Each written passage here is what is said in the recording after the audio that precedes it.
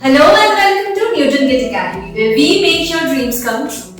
So I am back with a new chapter from the class 10 CBSE curriculum, Chemistry. The name of the chapter is the chemical reactions and the equations.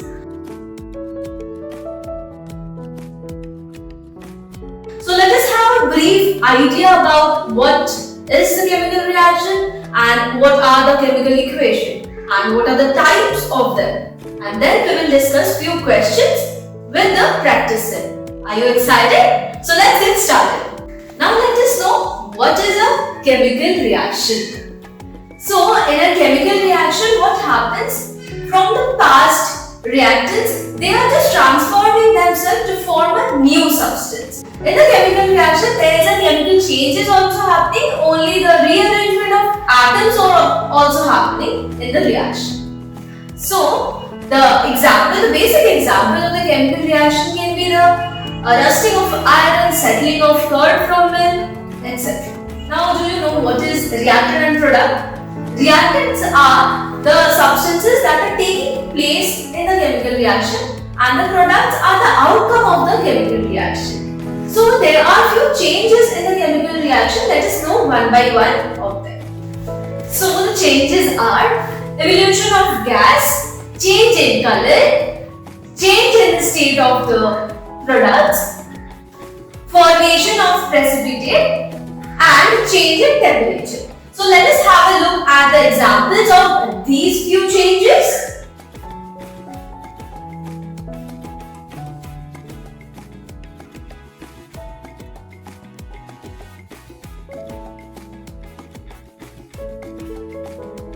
Now, as we know the concept of chemical reaction, we need to know that what is a chemical equation. The representation of the chemical reaction with using the symbols and formulae is called as the chemical equation. So, here the A plus B is forming C plus D.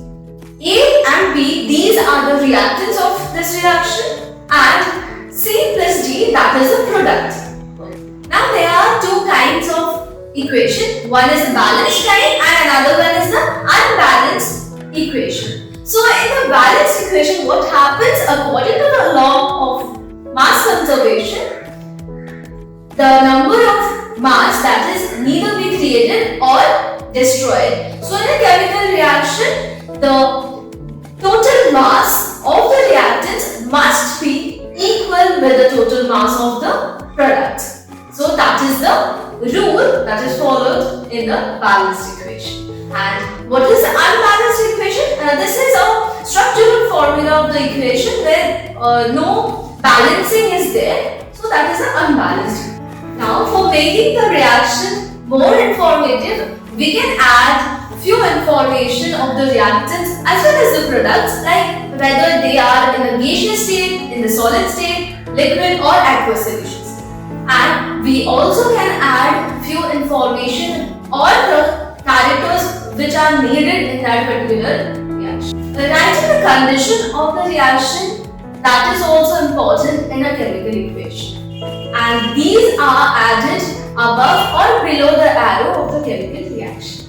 Now let us have a look at the types of the chemical. So first we will start with the combination, then decomposition, displacement reaction, double displacement reaction, neutralization reaction, exothermic and endothermic reaction, and oxidation and reduction reaction. So, we will have a look at all of this one by one with their respective examples. Okay? In a combination reaction, as you know by the name that they are combining the reactants. The reactants may be two or more, and they are just combining to form a new product, a single product, and we can also denote that as A plus B, AB. Now second is the decomposition reaction. In this case, one compound is decomposing into two or more compounds.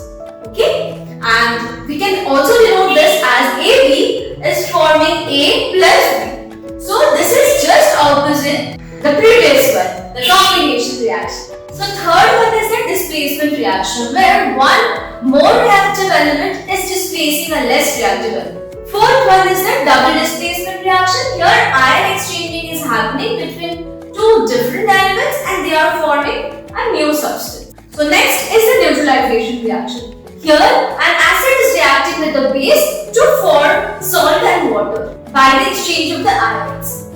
Coming to the exothermic and endothermic reaction, in exothermic reaction, the energy is released, and in endothermic reaction, the energy is absorbed within. Now, last but not the least one, that is the oxidation and reduction reaction. Oxidation reaction is that in which the gain of oxygen or loss of hydrogen happens, and the reduction reaction is just opposite. In this case, loss of oxygen happens or the gain of hydrogen happens. And if the reaction is having both of them, the oxidation and reduction, we call that as a redox reaction. So let us have a look at the examples that happens in our daily life due to the oxidation reactions. So first is the corrosion.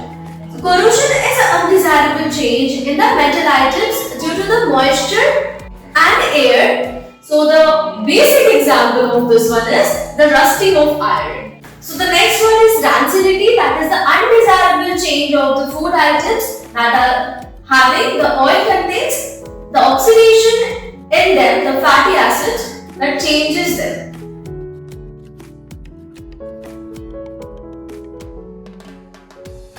So as the discussion is almost completed on this chapter, let us move to the question answer part. And the first question is, if you take about 2 grams of ferrous sulfate crystals in a boiling tube and start heating or boiling that tube over a lamp, spirit lamp or a burner, what will happen to the color of the crystals? And the options are black, brown, green and orange. So do you know what will happen to the color? Think a little bit, what happens to the color of the ferrous sulfate? Yes, that will change to the brown color. So the correct option will be option B. So the next question is a practical question. So the question is, dilute HCl is added to the zinc granules. How will you say that chemical reaction is happening over there? So you have to give 2 points. Do you know what happens if you add zinc granules and the diluted HCl? Think about the reaction. Yes. The first of all, evolution of gas will take place. So that is the first point. And the second point, the zinc granules will change in color from silver grey to black. So now the third question is, which of the following are physical or chemical changes? So the options are evaporation of petrol. The second is burning of LPG gas. Third is heating an iron rod to red hot condition. Curdling of milk. Sublimation of the solid ammonium chloride. So do you know what's happening over there? Yes, let us discuss the answer. First one is evaporation of petrol. So this is a physical change. Second one is burning of the LPG gas. So we know that burning is always a chemical change. Third one is heating the iron rod. So if you heat the iron rod, that is obviously a physical change. Fourth is curdling of milk. Curd and milk, they both are different in the chemical properties. So this is a chemical change. And the final one, sublimation of the solid ammonium chloride. That is just a change of its state. So it is a physical change. Identify the chemical reaction by the following statements and also define them.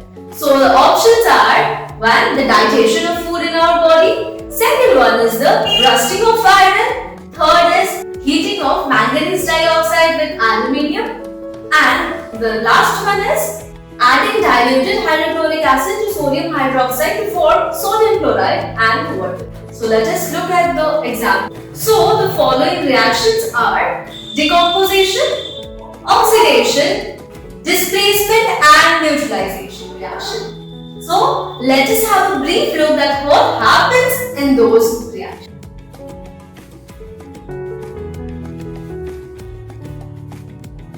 So the fifth and the final question is, why food particles are preferably stored in aluminium foil? So do you know the answer?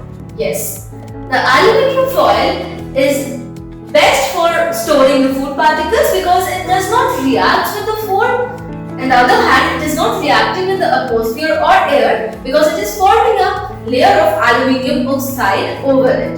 So the food particles, they are fresh for a long time.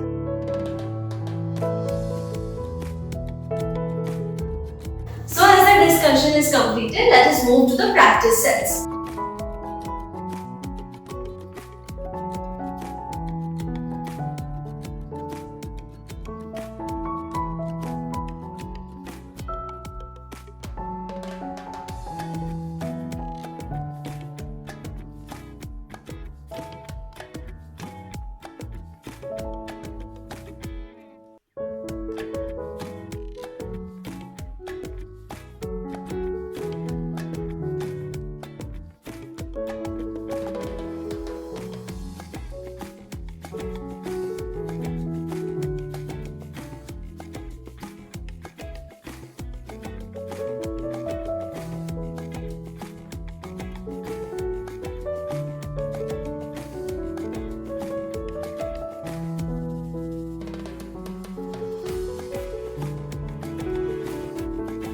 I hope the video was helpful for you students. So if you have any kind of doubts, you can obviously comment down in the comment section below.